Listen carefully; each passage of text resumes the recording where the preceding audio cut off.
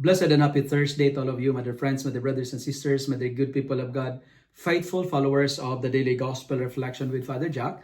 My dear kababayans, today is August 7, 2025, and today is Thursday within the 18th week in Ordinary Time, Year C. Today's Gospel is from the beautiful and the wonderful account of the Gospel of Matthew, chapter 16, verses 13 to 23. In today's Gospel, Jesus asks a defining question. Who do you say that I am? And Peter make a bold confession, and he said, you are the Christ, the Son of the living God. And this confession reveals not only the truth of who Jesus is, but also the foundation of who we are. Because upon this confession, Christ builds his church, not merely as a structure or a place, but as a living body of believers. The church is not just where we go. The church is not the structure. The church is who we are. A people set apart, called to carry Christ into the world. We become stones in the living temple. It's one placed by grace. We are called not just to attend, but to be the church in faith, in action, and witness. And you know what, my dear friends, my dear followers? The vitality of our church is not counted by the number of people in the pews, but how deeply those people are filled with Jesus. Today's gospel reading is telling us that knowing the Lord brings a joy that no circumstance can take away. There is joy and comfort in knowing the Lord. And Jesus entrusts Peter with the keys of the kingdom. This is a sign of divine intimacy and responsibility. And yet, just moments later, Peter rebukes Jesus for speaking of his suffering, earning a stern correction. And Jesus told Peter, get behind me, Satan.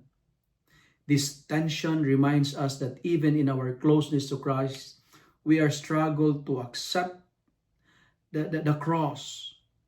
But true joy is not the absence of hardship. It is the presence of Christ within it. Storms will come, problems will come, but in knowing Jesus, we find peace that steadies our soul. His friendship does not spare us from suffering. It transforms us. But friends, Peter was called Satan because Peter is only after of the crown. He doesn't like Jesus to suffer. And I'd like you to remember this. Avoiding the cross is the essence of the demonic. Because the devil is scared by the cross. They're only after of the crown. And finally, the path of discipleship is never free from burden. It's never free from sufferings.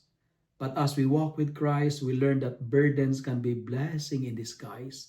But friends, blessings can be burden. Burden can be blessing in disguise.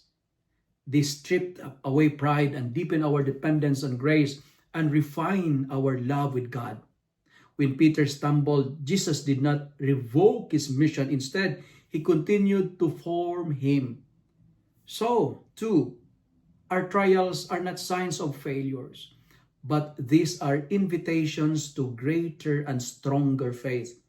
And we must learn to embrace the crosses and sufferings in our lives, because these are not punishments, but as part of mysterious way of God strengthening his church, one suffering heart at a time. Friends, for where there is burden, there too is Christ. Because burden is a blessing in disguise. And remember, there is always joy and comfort and convenience in knowing the Lord.